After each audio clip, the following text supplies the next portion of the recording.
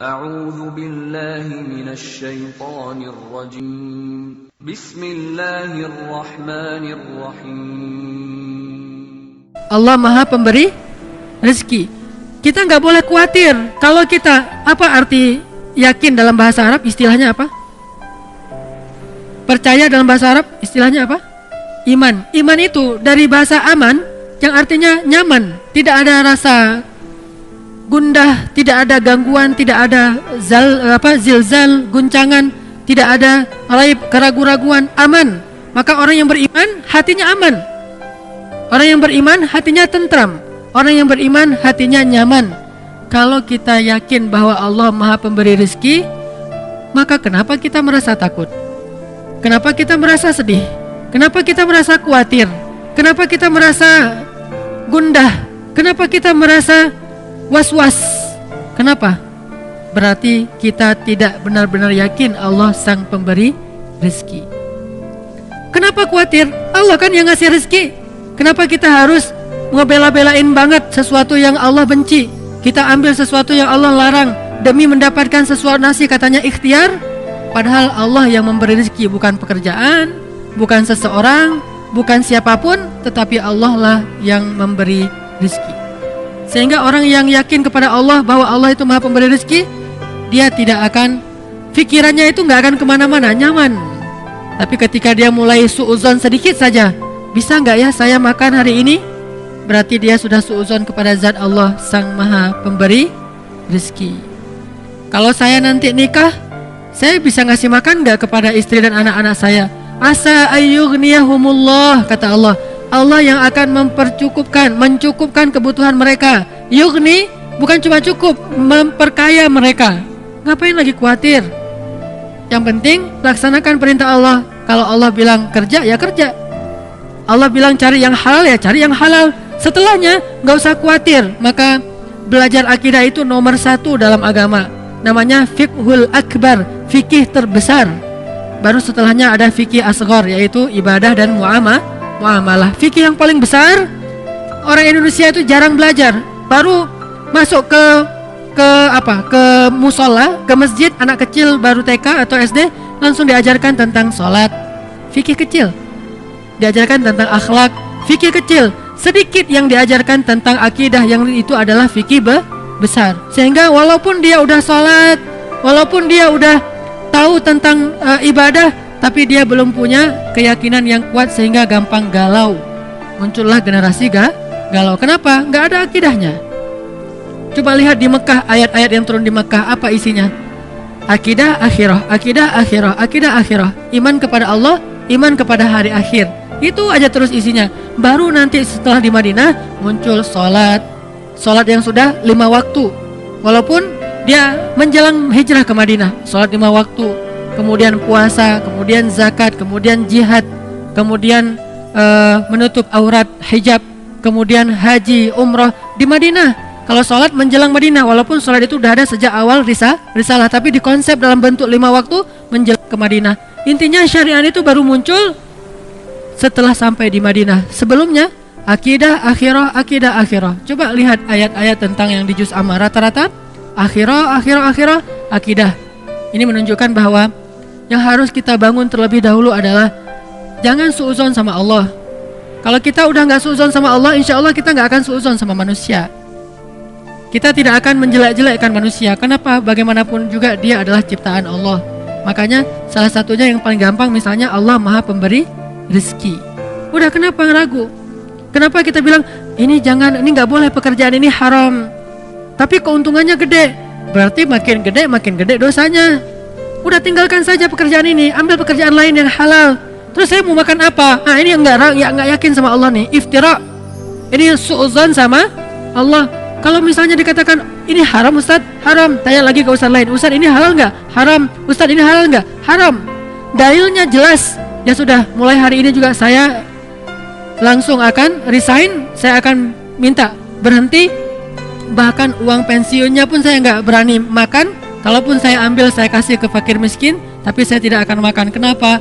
Saya tahulah Allah yang Maha Pemberi rezeki. Falima syak.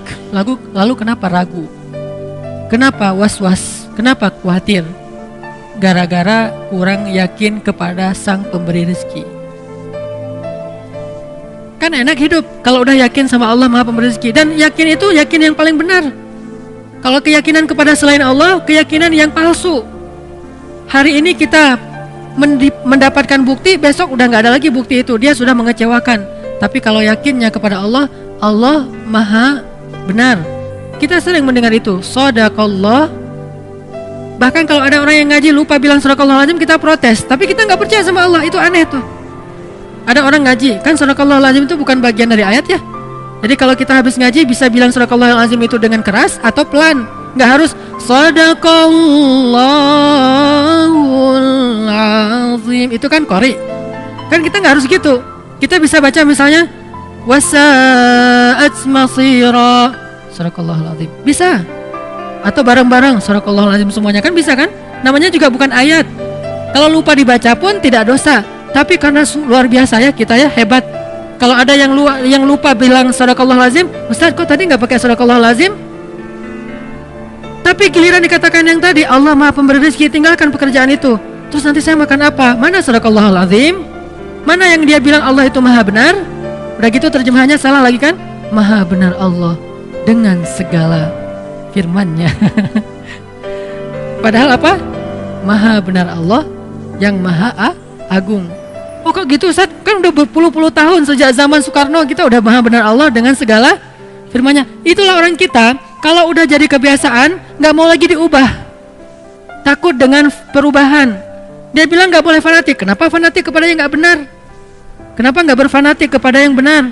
Itu aja udah terjemahannya salah. Dan terus kenapa juga harus kalau ada qori itu terus sari tilawah harus perempuan? Mentang-mentang gara-gara istilahnya sari gitu harus perempuan? Shadaqallahul Azim. Udah sebelahnya aku berlindung dari godaan setan, nunjuk lagi tuh. Yang terkutuk. Ini kenapa harus gini gitu loh? Aneh kan? Kenapa nggak si qori'nya aja, kan udah ada Quran terjemah, tinggal baca. Dia baca gini nih. Dengan nama Allah yang Maha Pengasih lagi Maha Penyayang, sungguh kami telah memberikan kepadamu kemenangan yang nyata. Kan jelas. Kenapa harus ada dua orang? Satu laki-laki, satu perempuan. Bukan muhrim pula. Saya qori waktu kecil. Jadi saya sering tampil di televisi. Malam Jumat, sari tilawahnya perempuan. Masih kecil untungnya. Coba kalau udah remaja, sari tilawahnya perempuan, qori'ah, suaranya bagus. Dia aku berlindung apa segala macam. Nanti kalau ayatnya tentang neraka, oh, kayak orang baca puisi kan? Ini karena kebiasaan kita. Makanya kalau kita rajin bilang Shadaqallahul Azim, kenapa Shadaqallahul Azim itu nggak masuk ke hati? Kenapa cuma di lisan? Shadaqallahul Azim, Maha benar Allah yang Maha Agung. Kenapa enggak? Oh benar tuh, memang benar, ayat itu memang benar. Memang Allah Maha Razzaq, memang Allah Maha Rahman, memang Allah Maha Ghafur, memang Allah Wahhab. Jadi kalau misalnya dia belum dapat anak, berdoa lagi, berdoa supaya Allah kasih anak. Udah berdoa, bukan udah, nggak ada cerita udah berdoa, terus berdoa. Kenapa? Kalau nggak dikasih anak nanti dikasih di mana? Di surga. Emang di surga ada anak? Hadis riwayat Tirmidzi. Baru aja kemarin saya baca. Kata Nabi, ketika seseorang menginginkan anak di surga, hari itu juga istrinya hamil dan melahirkan tanpa rasa sakit. Hadis riwayat Tirmidzi. Abu Dawud, ketika seseorang menginginkan anak di dalam surga, hari itu juga istrinya hamil dan melahirkan tanpa rasa sakit dan tanpa menghilangkan keperawanannya. Lahir anaknya. Berarti kita punya anak banyak di surga? Punya anak banyak. Makanya nggak usah berputus asa, minta aja anak. Rabbi habli minas salihin, Rabbi habli min ladunka waliya, waj'alhu Rabbi radiyya, Rabbi habli min ladunka dzurriyyatan thayyibah, Rabbana hab lana min azwajina wa dzurriyyatina qurrata a'yun. Kok belum Ustaz? Ala inna nasrallahi qarib, innallaha sami'ud du'a, Rabbi habli minas salihin, Rabbi habli minas salihin. Terus saja minta. Kenapa? Allah kita yakin Sami', Maha mendengar. Dan kita yakin, kata Nabi dalam hadis qudsi, Allah berfirman, aku malu kalau melihat hambaku mengangkat kedua tangannya lalu aku tidak mengabulkan doanya, itu aku malu.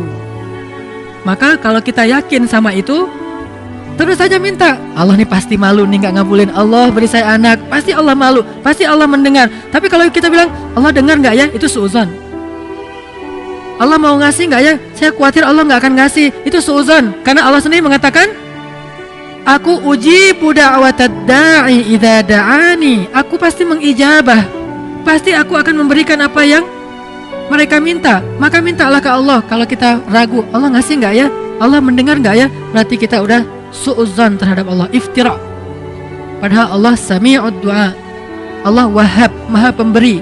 Allah syakur, maha menghargai. Allah razak, maha memberi rezeki. Ini nggak boleh kita ragukan sedikit pun, sampai nanti kita malah bersuudzon kepada Allah. Mengurangi hak Allah itu nggak boleh.